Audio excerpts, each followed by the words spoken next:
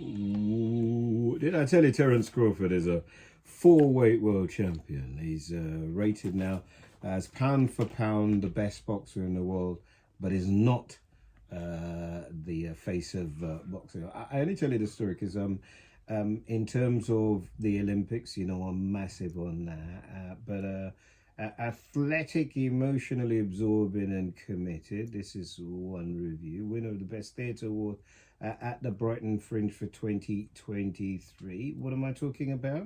Well, it's a play that's coming to Park Theatre in Finsbury Park, a place that's caused me a lot of pain in the past doing charity work for them. It's about somebody called Frankie Lucas, going for gold, inspired by the true story of a young black boxer navigating the vibrant yet challenging world of 1970s. I think 1970s London was challenging for everybody, but I'll talk to my guest about that in a little while. One of the producers of the show is Frank Skully. Welcome to the show, Frank. Thank you very much. You remember the 70s? Of course, man. Come on, man. Wasn't it challenging for everybody? Yeah, man. It shaped my whole life. The 70s. How did it shape your life? It just, you know, when I see things happening today on the news, I say that's how it was every day for us. So that's kind of, you know, that's kind of what a lot of mates have phoned me and said that the images that they're seeing on telly are kind of going back to. It's not going forward. It feels like it's going back. Yeah. Is that what you think? Yeah, of course. You know, like. You know, even the TV, when you put on the TV, you know, when you watch things like Till Death Us Do Part, or when you see clips of you think, boy, did I really watch that on TV? Half Garnet and all that. Yeah. Do you know what I mean? Did I really watch that on TV? Yeah, I'm hosting a show in September, right? Which is the 85th birthday, marking the 85th birthday of Rudolph Walker, right?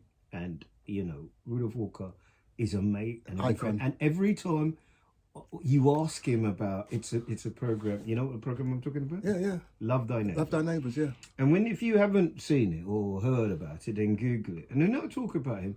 He says that you have to contextualise things. Yeah. It is something of its time. Is that how you see it? Yeah, of course, because it's a different era, wasn't it? It's a completely different era. The whole mood of the society was different. So I know that's not what you're here to talk about, but what you see when you're looking at social media and the telly, how does this end, Frank, so far as you can see? How does it end? Do you know, the violence I see now, it's more fatal than in the 70s, you know. Do you think that's because you're older? I mean, even so yeah, but a mate of mine said to me the other day, look, if you're 20, 25, you stand on a chair, no problem. My kids stand on a chair, jump on a chair. If I stand on a chair now, I want 4 people standing around the chair to make sure I don't fall. It might be our view of risk as we get older. Yeah, I mean, the playgrounds that we grew up was concrete, and the playgrounds that kids grow up now, it's got that bouncy turf in it. Tell me about Frankie Lucas. Frankie Lucas came to England as a 9-year-old. He lived in Croydon with his mum. He walked into a boxing club, which was run by ex-policemen, syphilitic game, and they soon realised this guy has talent for boxing. By the time he was 17, he was British amateur champion, with dreams of going to the Olympics, which we see on the telly today. But those dreams was crushed when they chose Alan Minter to go in front of him, because he was, you know, the David Beckham of the day. And so Frankie held a grudge against the British boxing board of control for crushing his dreams. Alan Minter went, he won bronze, as we know. Well, hold on, no, you triggered me a few things. You said a few things. There are lots and lots of people who think that some of the nonsense that's happening on the streets would be solved if we invested more time in the discipline of boxing. Yeah. My brother, who's passed away now, he took me to his boxing club in Balham, okay, which was run by police officers. Yeah. And then 10 of them come in and train the kids. And I was like, oh my goodness, I didn't even know this kind of thing. So it's happening here and now. And Alan Minter was a really interesting guy. So Alan, there's a guy called Vito Antuofermo. Yeah, that's Vito Antuofermo. He fought him in Vegas, yeah. He beat him to become the middleweight champion of the world. Yeah. And I remember he said, and I quote, Alan Minter, I worked far too hard to allow a black man to come and take my title. Right? I thought he said it to Hagler, wasn't it? He said that to Marvin Hagler. Now Marvin Hagler won the world title in London. In London. You know why I'm going on this journey. Boxing is something I know a little bit about.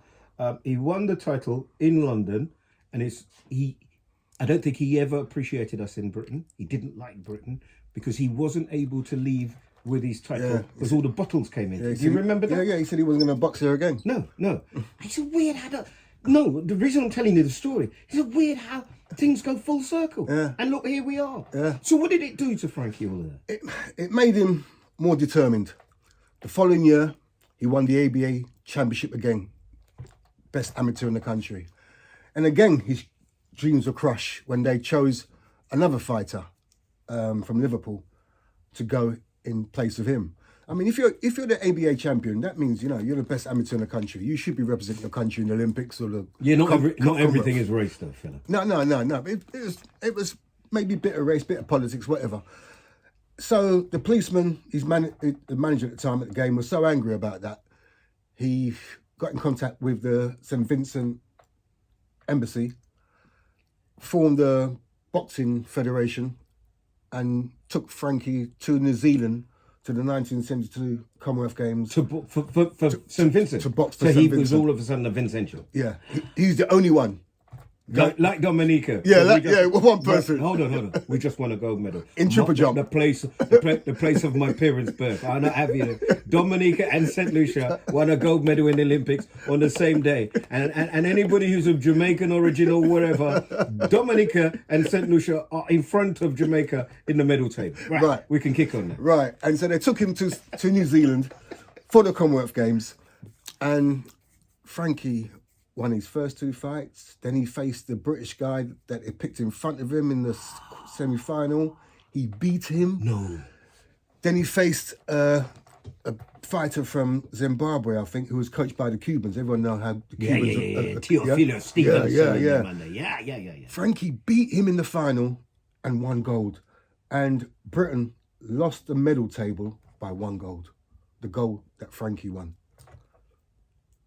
That's an amazing story. It's actually an amazing story and quite apt. What do we take from a story like that? Well, what do we take?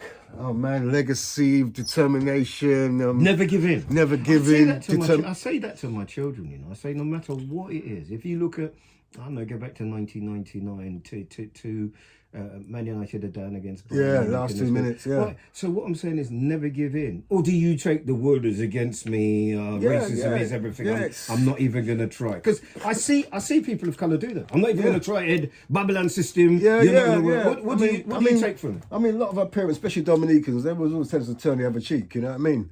It was only until I met Jamaicans that I started fighting. But, I didn't like that from my parents. I looked at my parents. I always knew when they were talking to a white person on the phone because they started putting on this accent. Exactly. Action, hell no. Yeah, but they're obedient. They're obedient people, man. They're not rebellious.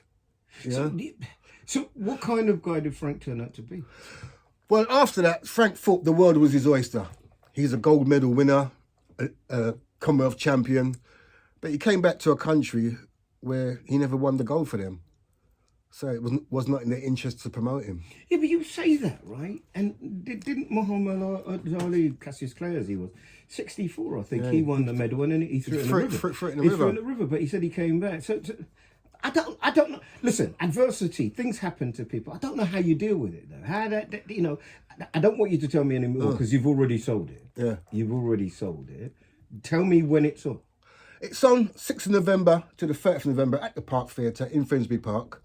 And why, if I'm a white guy, why would I come and watch this play? Because listen, we first played it at Chelsea Theatre last year, and it was full of white boxers. Because it's a boxing story.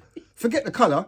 It's a great boxing story. It's our Rocky story. Do you know what I mean?